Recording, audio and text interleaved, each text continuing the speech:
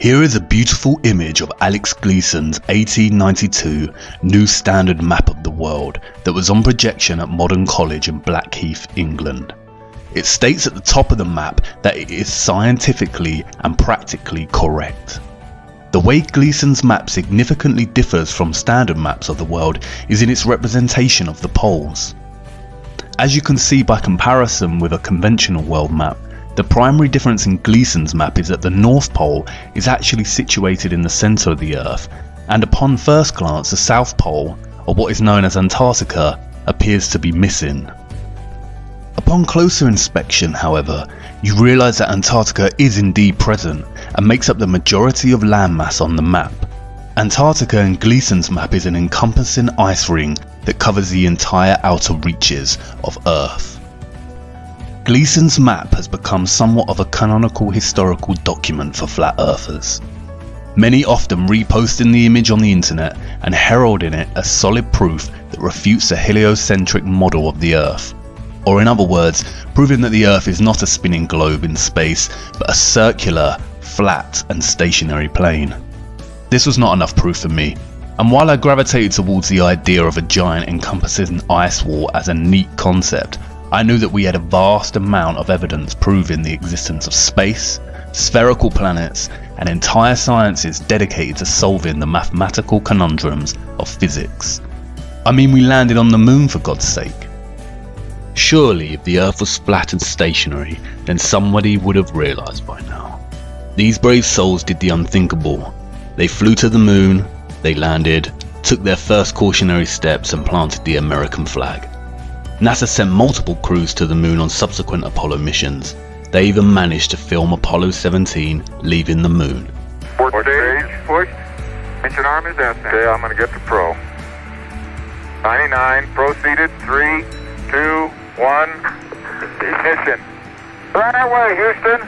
Vector grid. But wait, hold on. If this is footage of the crew leaving the moon and making the journey back to Earth, then who did they leave behind to film their craft take off? And wait, don't you think those colourful emissions on takeoff look kind of fake? I haven't seen any subsequent rockets produce these sort of dazzling colours, and I suppose they did admit that they had lost all their data from the mission. But maybe that was just coincidence. I started looking into NASA a bit more closely, and what I found was shocking. I can say with certainty that NASA is indeed lying to the world, and has been lying ever since its founding in 1958. But don't take my word for it. Sometimes you can't tell people the truth, you have to show them. So let me show you. Buckle up and sit tight, because Houston, we have a big problem. Okay, well, there's a big problem with the blue marble, and I'm going to zoom in here and show you what the problem is. These are all composite images where they are really not very good at Photoshop because they're using the Photoshop clone tool to replicate clouds. This cloud is a copy of this cloud. See the formations? They're identical formations. These right here, side by side, side by side. See this kind of W looking shape right here, replicated right here. This cloud is exactly the same as that cloud. You know, same clouds right there, and same thing on the other side of the world. They got the same thing going on. They got careless. Here, look, 1, 2, 3, 4, 5 of the same formations replicated right there. These two replicated, same exact formations right here. This right here is clone of that right there. I mean, really? So you're telling me that we could take pictures of Jupiter and Saturn, huge, massive planets, and now we're out going to Pluto, but we don't have one legitimate picture of the Earth from space that's not a composite? Click on this picture right here. Supposedly the same mission, same guys that took the picture of the most famous picture of our Earth. I'm going to do save image as, and let's see, Apollo Moon, let's call it Apollo Moon 17.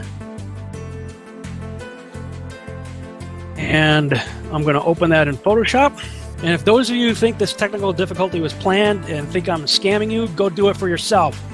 Because you're going to find the exact same thing. I got nothing to hide here. This is live on the air, okay? I'm going to zoom in on the Earth in Photoshop. You see the Earth? Go to Image, Adjust, Levels, and I'm going to And the levels over here. And I'm going to bring the levels up. Uh-oh. What is that? Why is there a square box around the Earth allegedly taken from the scientists on the moon in Apollo 17? And people wonder why I don't trust NASA. That's why I don't trust NASA. Just another example of NASA faking space. Let's take a look here at this supposed image of Jupiter. Nothing more than CGI fakery. The supposed auroras towards the north. Let's take a look here again at NASA's official website, where it states Hubble captures vivid auroras in Jupiter's atmosphere. Here's the problem. The date of June 30th, 2016. Now take a look at this. Another so-called official image of Jupiter. This one's from back in 2014. You see the problem here? Now let's take a closer look at the supposed two images provided from NASA of Jupiter. Here's the problem again, 2016, 2014. What's the difference here? Well, the difference is they added the supposed auroras on the north, and this is nothing but a Christmas tree. Give me a break. Take a look here. I mean, all the clouds are in the same exact position. Just the 2016 image is a bit, I would say, darker. This is a bit lighter in 2014. Here's a side-by-side. People can't see what's taking place here with NASA. Nothing more than fakery. I mean, give me a break. This is a complete insult. You have a brain in your head. And you can tell it's real because it looks so fake, honestly.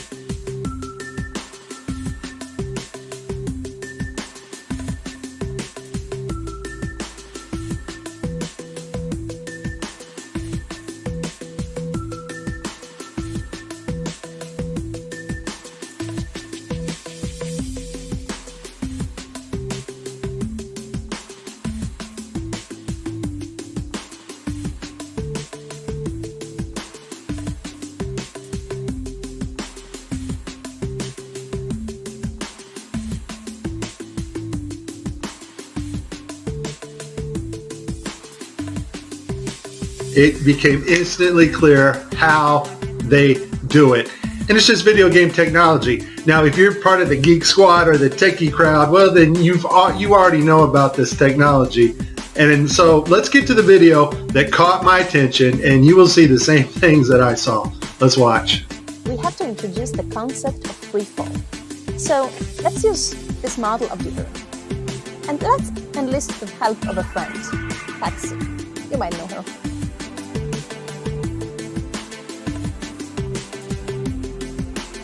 So what is significant about this video is, number one, it was live to school children.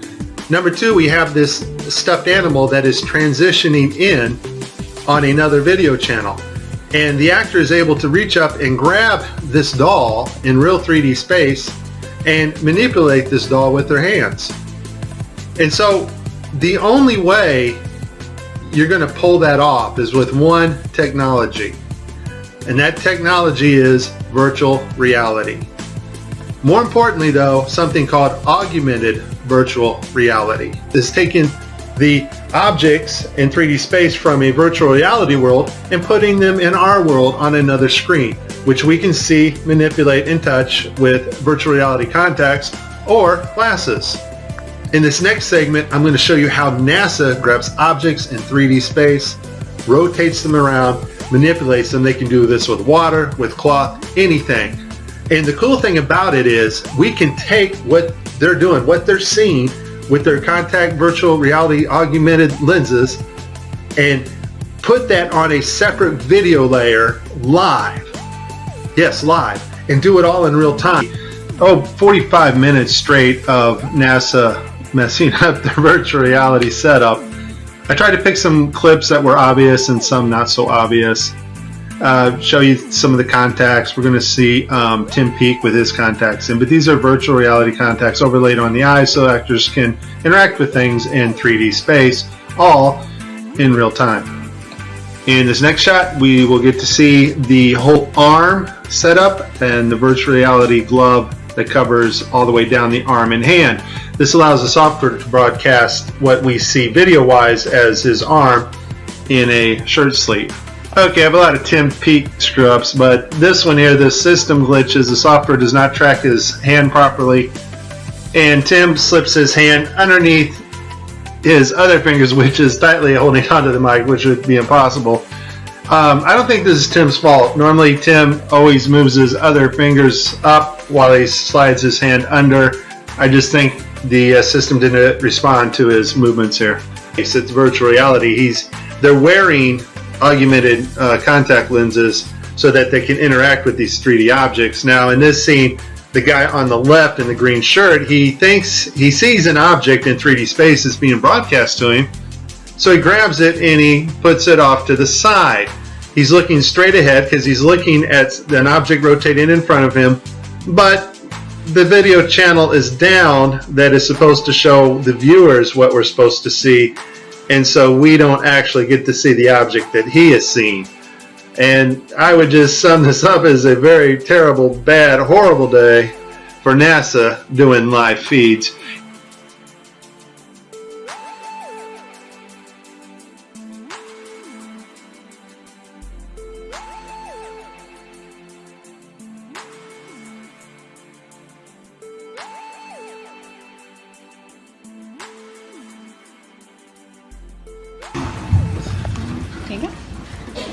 So many times during spacewalks outside the International Space Station, we can see air bubbles rising up. Can you touch on how there are air bubbles in space?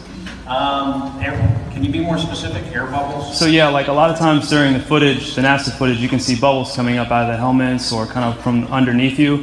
How do you explain bubbles in space? Yeah, I'm not sure exactly what you're talking about.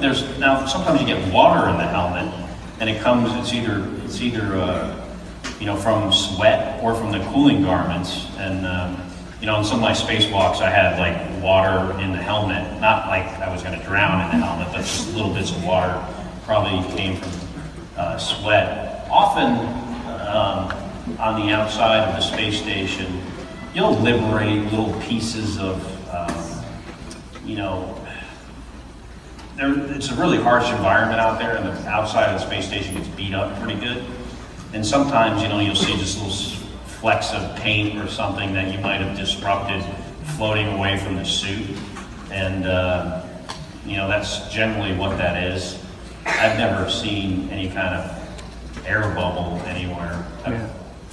Could it be that you're filming in an underwater pool and you're not really out there?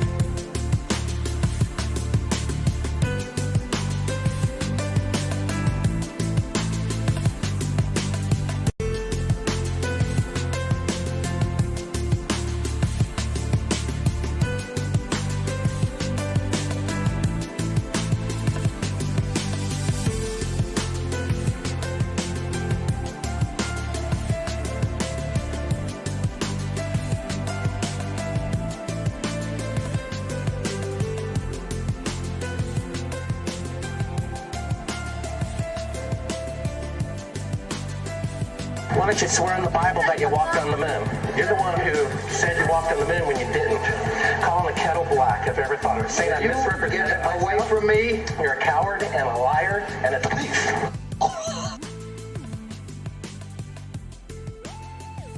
And then there is this. Official NASA research into the dynamics of an aircraft that would function over a flat and non-rotating Earth. A flat and non-rotating Earth. A flat and non-rotating Earth. What? I know NASA has a tremendous multi-billion-dollar budget, but why would the organisation waste funding research for an aircraft that functions over a flat and stationary Earth? I thought we lived on a spinning globe in space. Is this not like Toyota designing a new car that drives through lava? It would never be used and would be a tremendous waste of money. This is all fun and games until you really start to ponder NASA's lies.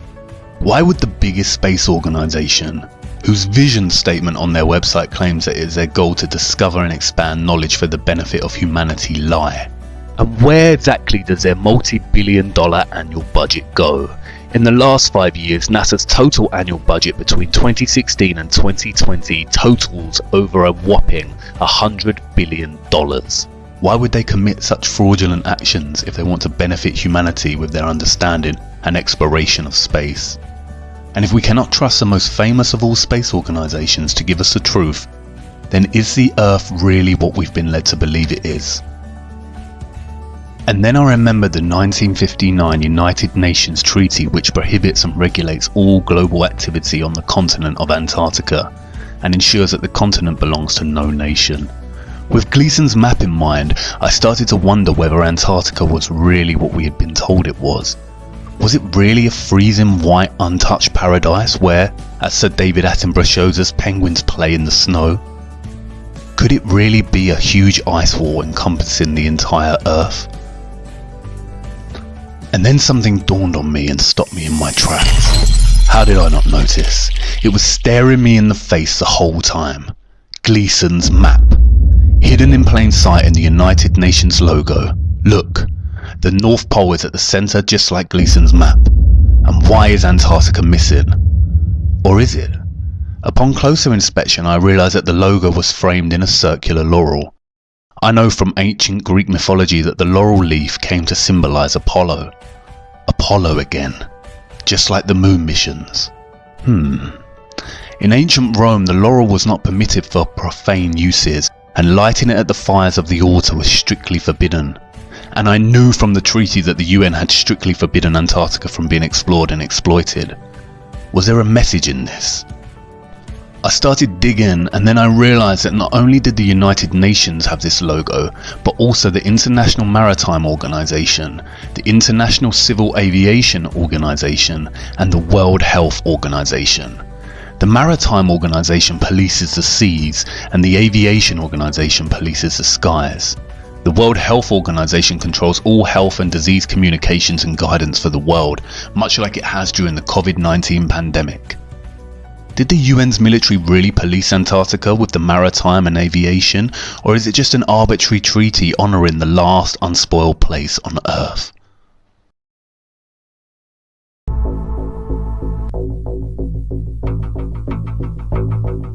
Hey, just a Navy destroyer. He will yield.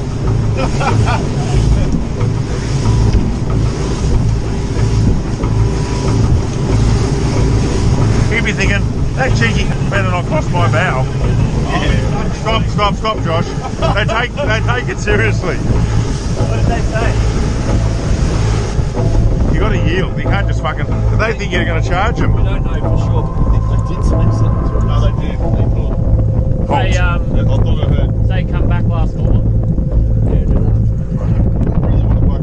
Yeah, fucking talk to them. Actually going around. He's turning. Stop. He's turning. He is actually turning. He said about the ship yesterday. No, he is turning. Fucking hell, what have we done now?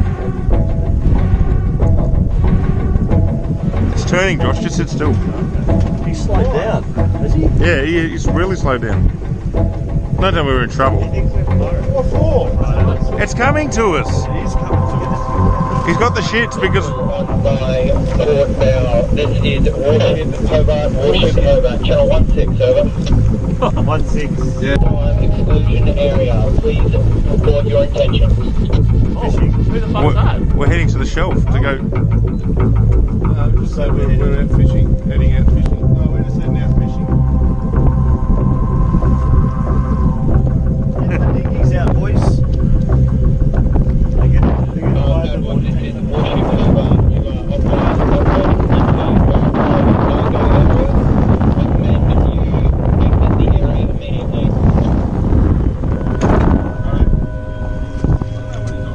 going that way. We're just traversing. I'm set up a demo today with this Cessna and the Air National Guard. I'm going to be inside of this Cessna and we're going to be going rogue. We're going to fly into that no-fly zone and we're going to see how the Air National Guard does it. They scramble the fighter jets that come right. Take off. We're off.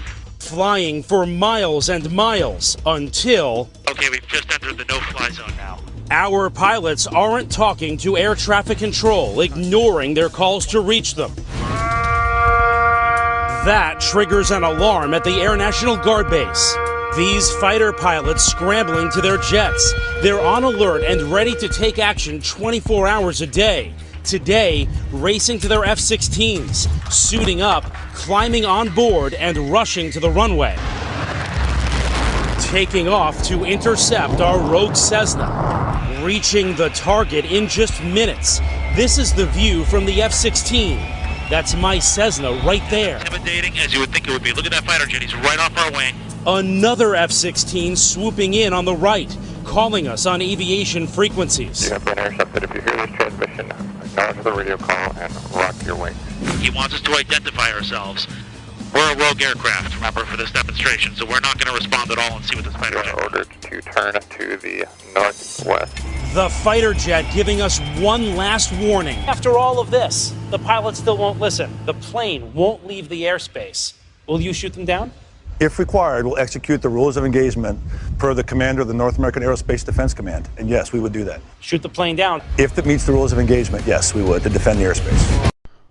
Why are they policing the parameters of Antarctica in such a vigilant way? Surely they are just protecting the penguins and seals that we've seen so often in Planet Earth and Frozen Planet documentaries. I don't know, I'm not too sure anymore, because after I stumbled across this.